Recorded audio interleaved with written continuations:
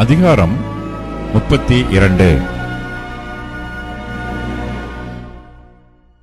ரூபன் புத்திரருக்கும் காத் புத்திரருக்கும் ஆடு மாடுகள் மிகவும் திரளாயிருந்தது.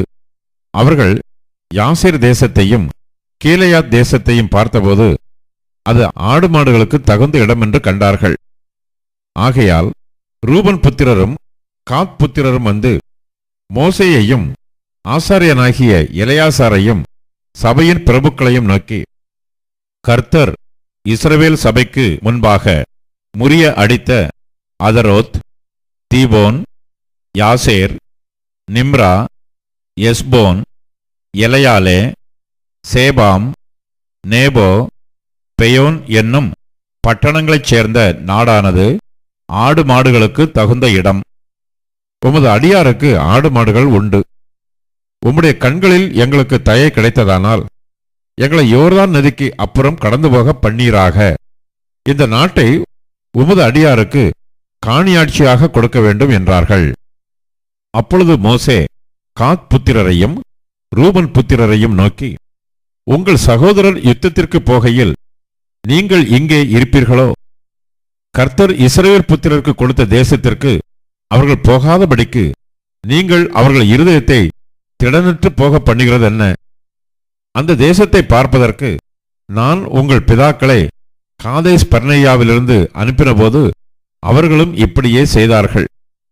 அவர்கள் எஸ்கோல் பள்ளத்தாக்கு மட்டும் போய் அத்தேசத்தை பார்த்து வந்து, இஸ்ரவேல் புத்திரர் கர்த்தர் தங்களுக்கு கொடுத்த தேசத்திற்கு போகாதபடிக்கு அவர்கள் இருதயத்தை திடனற்று போக பண்ணினார்கள். அதனால் கர்த்தர் அந்நாளிலே கோபம் மூண்டவராகி, உத்தமமாய் என்னை பின்பற்றின கேனேசியனான எப்புன்னையின் குமாரன் காலேபும் நூனின் குமாரன் யோசுவாவும் தவிர எகிப்திலிருந்து வந்தவர்களில் 20 வயது முதல் அதற்கு மேற்பட்ட மனிதர்களில் ஒருவரும் என்னை உத்தமமாய் பின்பற்றாதபடியால் அவர்கள் நான் ஆபிரகாமுக்கும் ஈசாக்குக்கும் யாக்கோபுக்கும் ஆணையிட்டு கொடுத்த தேசத்தை காண்பதில்லை என்று ஆணையிட்டிருக்கிறார்.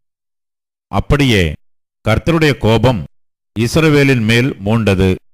கர்த்தருடைய சமூகத்தில் பொல்லாப்பு செய்த அந்த சந்ததியெல்லாம் நிர்மூலமாக மட்டும் அவர்களை வனாந்திரத்திலே 40 வருஷம் அலைய பண்ணினார்.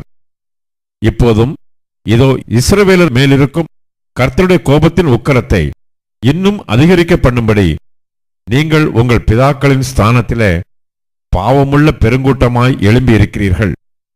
நீங்கள் அவரை விட்டு பின்வாங்கினால் அவர் இன்னும் அவர்களை வனாந்தரத்தில் இருக்க பண்ணுவார்.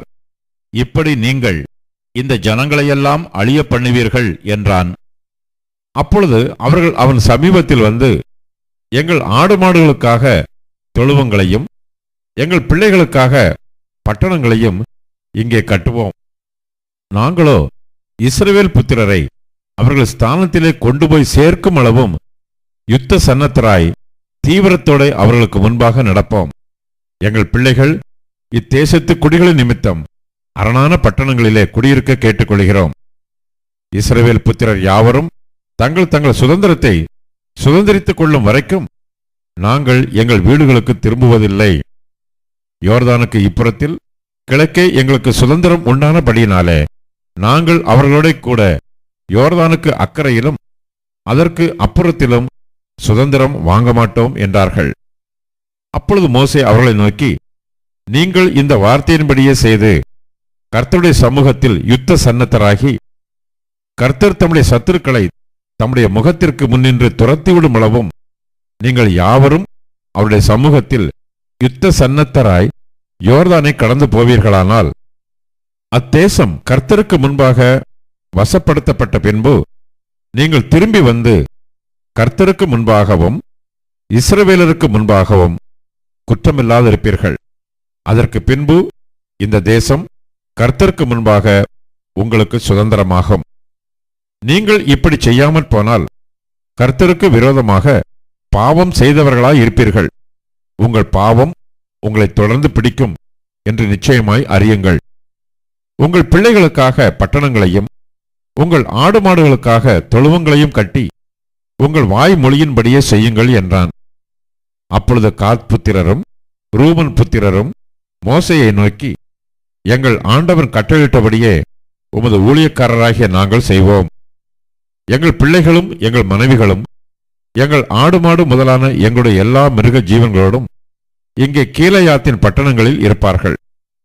உமது ஊழியக்காரராகிய நாங்களோ எங்கள் ஆண்டவன் சொன்னபடியே ஒவ்வொருவரும் யுத்த சன்னத்தராய் கர்த்தருடைய சமூகத்தில் யுத்தத்திற்கு போவோம் என்றார்கள்.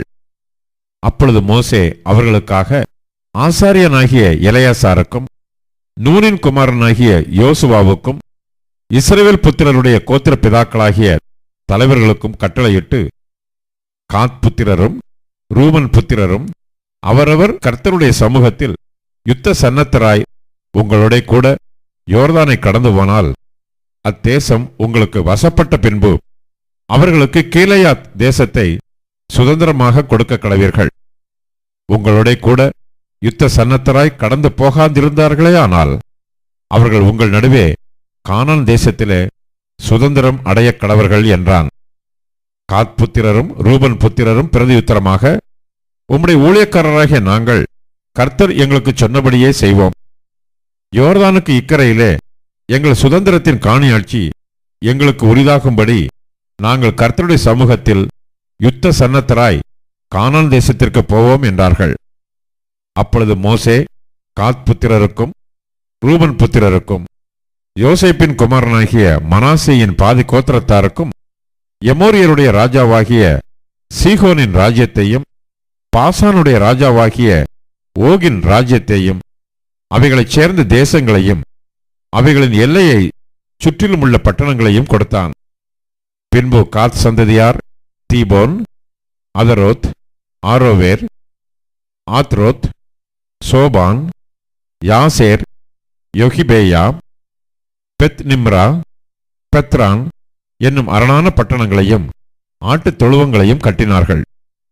ரூபன் சந்ததியார் எஸ்போன், எலையாலே, கீரியத்தாயிம், பேர்கள் மாற்றப்பட்ட நேபோ, பாகால் மெயோன், சீப்மா என்பவைகளை கட்டி தாங்கள் கட்டின பட்டணங்களுக்கு வேறே பெயர்களை கொடுத்தார்கள்.